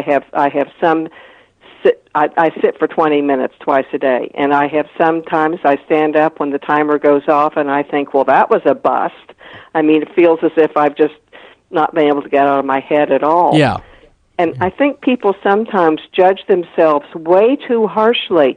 They'll say things like, well, I'm just no good at meditation. I'm no good at this. Mm-hmm. But, I know people who are runners, and their form of meditation is through running because they can't sit down for 20 minutes. They just physically, it isn't. So you kind of have to find your own way of accessing this other dimension, this holiness, wherever it is you're trying to get to. Mm-hmm. My definition of spirituality, my favorite definition, there are 1,000 definitions, but this comes from a wonderful book called Handbook for Mortality. And the definition is, spirituality is being open to the transcendent in an experiential way. What I like about this is the idea of openness, and about that it's an experience, and the point of the experience is to experience the transcendent. So that, to me, is a definition that really encompasses what you're doing. You're being open to the transcendent, and it's experiential. It's not just a head thing. I mean, when I first started this prayer, when I first started practicing centering prayer, I had this weird thing that would happen where the left side of my upper lip would start twitching like a snarling dog. And I thought if I were doing a group sit, I thought if anyone opens up their eyes and peeks at me, they're going to think I'm nuts. But there's a way that you start discharging physical twitches and itches This centering prayer takes you into a place that's so deep that you start releasing things in very odd ways. Is the itching and the twitching, is that somewhat like anxiety that's kind coming to the surface? No, I don't think it's anxiety as much as it's just these little bits of blocked energy or something that are getting released. Okay, that makes sense. Now, oftentimes I meet practitioners that meditate, and I have tried to meditate. The best time I meditate when I was driving, believe it or not, because I believe it. My right brain is all occupied with driving, where that's where my left brain can think about things, and so that's when I do my best meditation. But a lot of practitioners have a word, that they focus on. What would did you choose a word? I mean, I did choose a word. I did choose a word, and that's part of the way the prayer works. The word that I chose was Amen, because I was going through so much hard stuff that I thought, if I can just, Amen means so be it. Mm-hmm. And I thought, if I can just say Amen, and you just lay that word gently down from your mind, sure, like a feather onto a piece of cotton. It's what Thomas Keating calls it, your sacred word, but that can make it sound as if it's, again, like a magic carpet. It's whatever word you choose. In TM, I think you use a mantra where you choose a word and you use that word over and over and over as a way to kind of wall off thoughts. That's that form of meditation. Okay. In centering prayer, you only say the word quietly in your mind if you find yourself getting distracted by thoughts.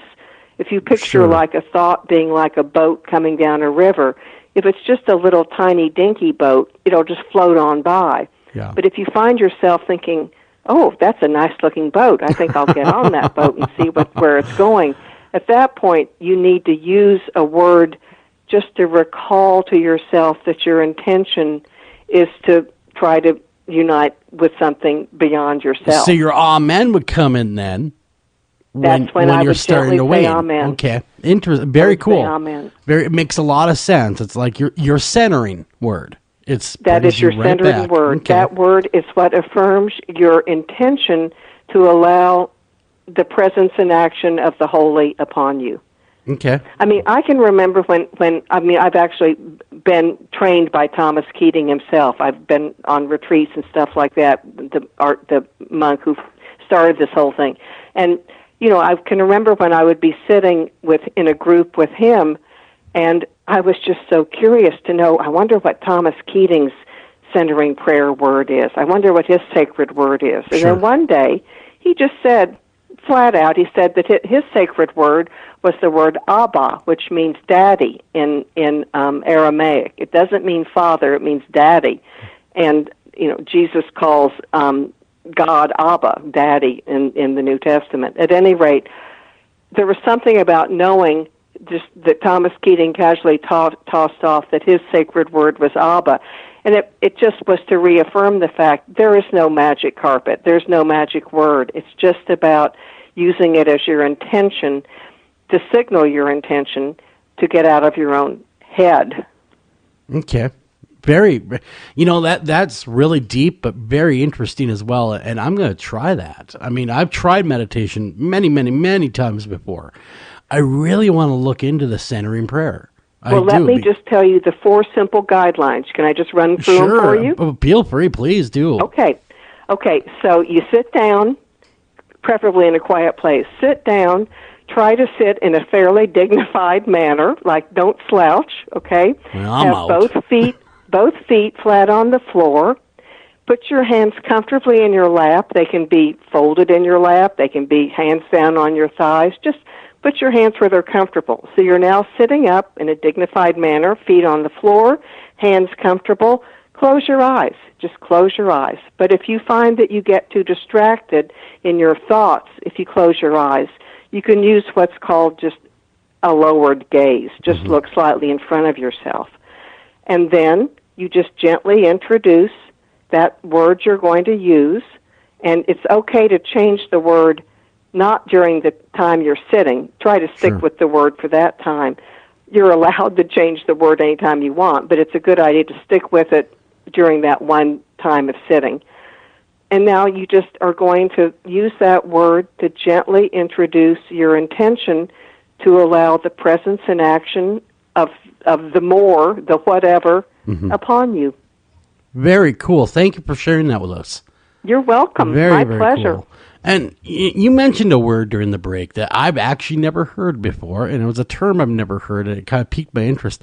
You mentioned functioning atheist. What the heck is that? And I'm sorry I can't credit who came up with that phrase, but it's a phrase used by some theologian.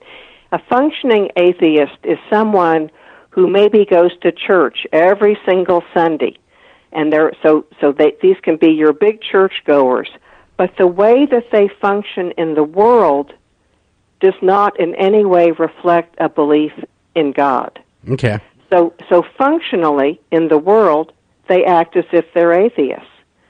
And sitting in church, they look all pious and all that, but if they're not taking what they're learning about the holy or from Scripture or whatever into the world and applying it in their relationships with others, then really they're atheists. Yeah, they're it's falling on deaf ears, because they're not actually taking it into the world as Scripture would want us to do. Right. They want us to practice that in our God wants us to practice that in our lives.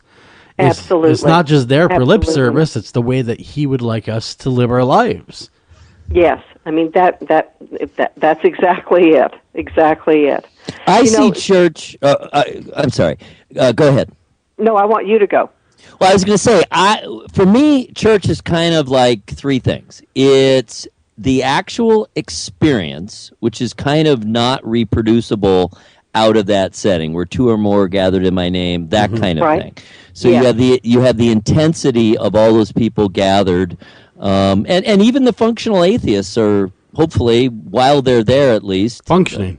Exactly. They are functioning. They are functioning as believers. Good point, Joel. Good point. So that's number one.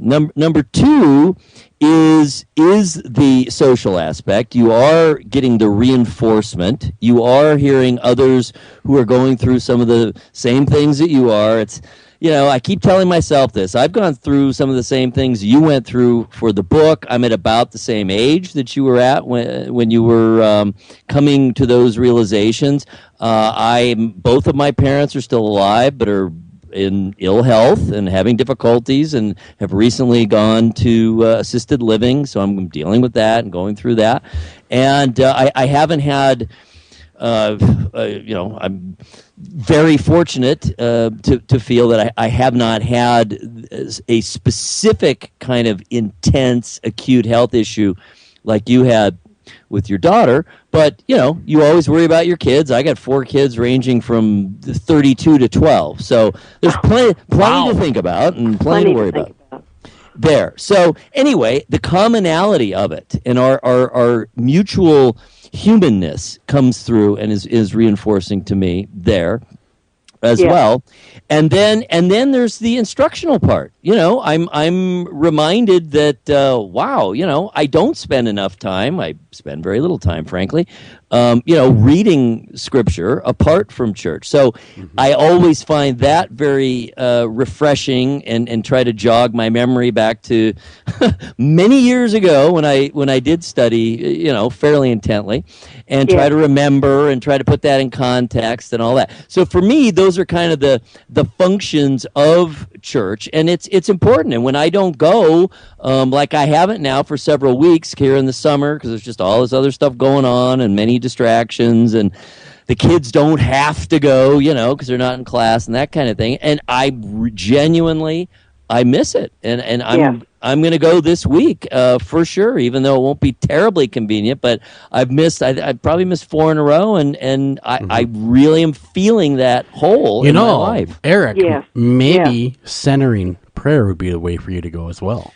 Well, I also do some version of that. I don't want to trumpet my own approaches too much, but what I do isn't so much strictly a form of meditation, though I find I have a meditative result. I don't repeat just a word. I repeat phrases, and I ask for those things. And for example, part of what I do, and this is every night, and I try. And if I'm having particular difficulties or having a rough day, it's certainly not just at night. But I repeat, please fill me with peace, love, joy, and hope.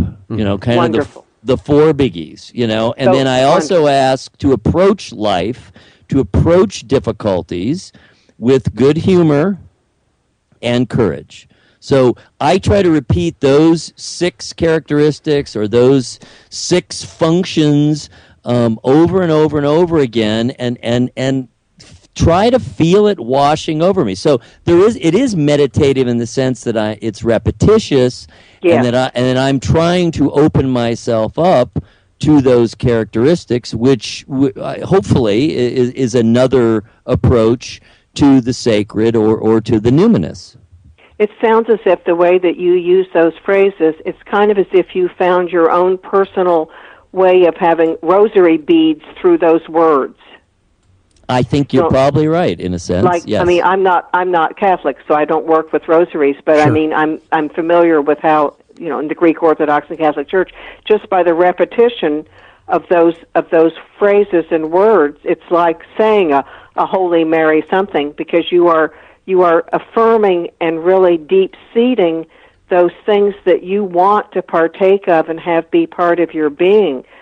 You're really, that's a wonderful practice. That's a wonderful spiritual practice you have.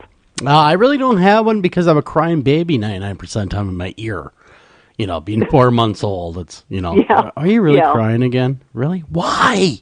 Just don't cry anymore. What do you have to cry about, young man? Exactly. What are you whining about now? No, but I do kind of my own thing where it's just more of just taking a minute.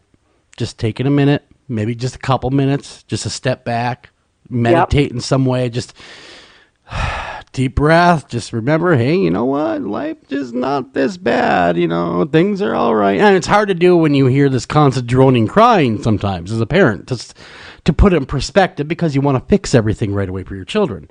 But that's sometimes you got to step being back. A fixer, if you're a fixer, that makes things difficult. Oh, I'm a fixer. I am a fixer, man. My heart goes out to you. Oh, yes, I will fix it if it's broke. Even if it isn't broken, I'll try to figure a way to fix it. But I'll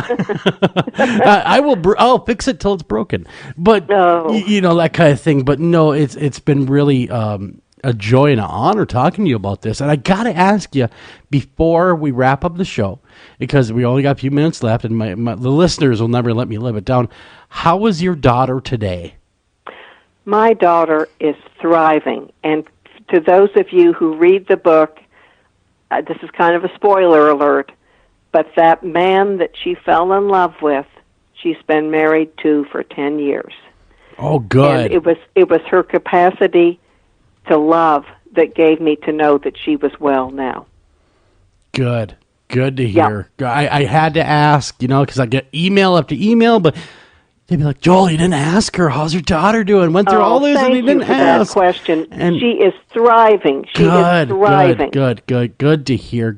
And thank you. And it's amazing, though, one thing while we're talking this conversation, how God gently interjects himself into our lives, and how you have to listen for his message.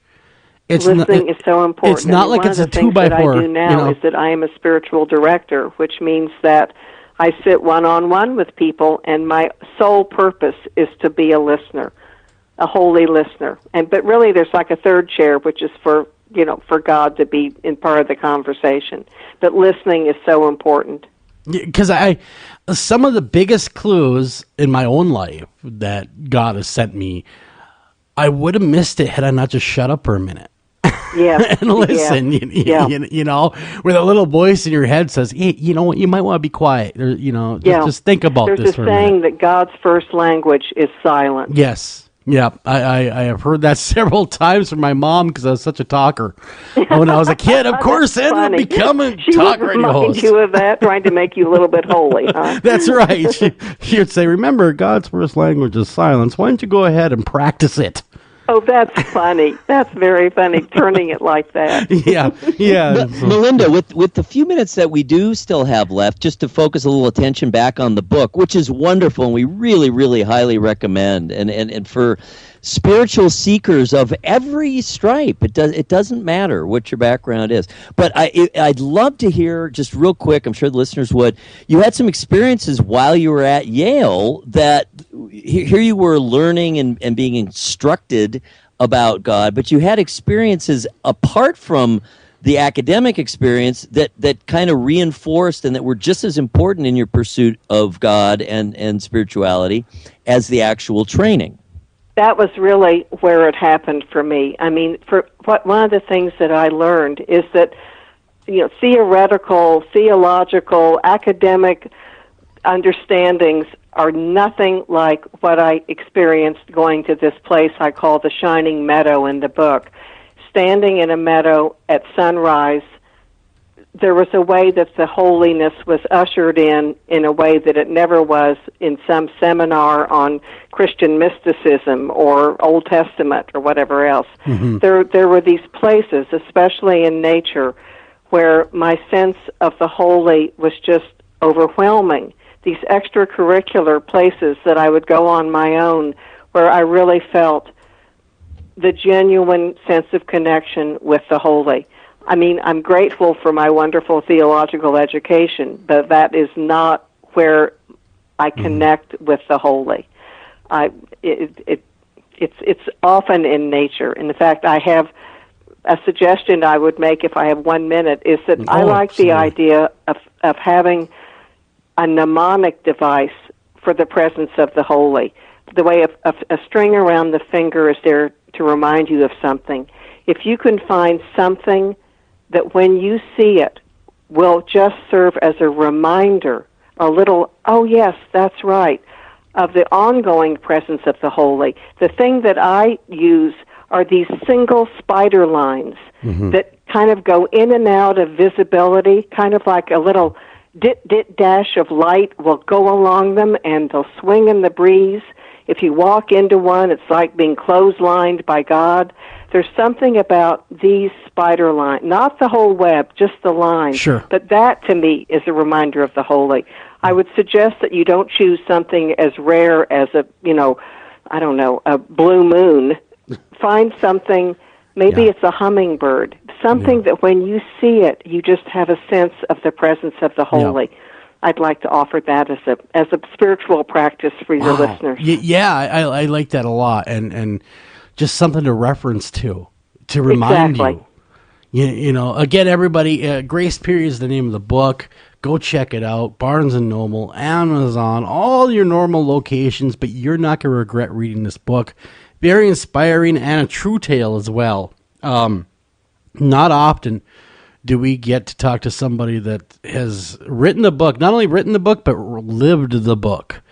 Thank you. And thank you very much for coming on the show. This afternoon I called up Eric and I said, Eric, hey man, we don't cover God a lot on the show, you know that, right? Well, you both are very comfortable talking about the holy. Oh, absolutely. No, I have a personal relationship with God. And so that doesn't bother me. I'm glad I gave you an opportunity to talk about that on your show. Yeah. Not often do we talk about that side of our personalities and lives, and so it was very, very nice to talk about it. But yeah, absolutely. But okay, more importantly now, how can people get a hold of you? You got websites, that kind of stuff? I do. I have a website. It's just my name's all smushed together. Melinda Worth Popham. It's spelled Popham. It's such a funny name. MelindaWorthPopham.com. And then through that, you can get my email. You can email me. So, and I'm starting to blog. Ta-da! Oh, so cool. I'm starting to blog. You Twittering? I have 3 or 4 up so far on my website. It's my blog. I don't think I'm going to be much of a tweeter, but I do Facebook and I blog, and I'm getting pretty hip here. Cool, because I look forward to reading what you have to write on Facebook. Good. And I also have another book, my previous book, which is more of a sort of a spiritual environmental fiction called Skywater, one word. It's just out in a lovely new trade paperback edition last month. So I have, and that's a novel, Skywater, one word. Everyone check those things out. Get the book, Grace Period. Get the other books that are coming out and already are out. Melinda, thank you so much for coming After Hours AM. Thank you. It was a joy to be with you. Thank you. And until then, next time, guys, take care of each other, love each other, and remember that, love each other, because that is exactly what this world's all about. And amen. Thank you for listening to this edition of After Hours AM, and please remember to like us on Facebook and also follow us over on Twitter.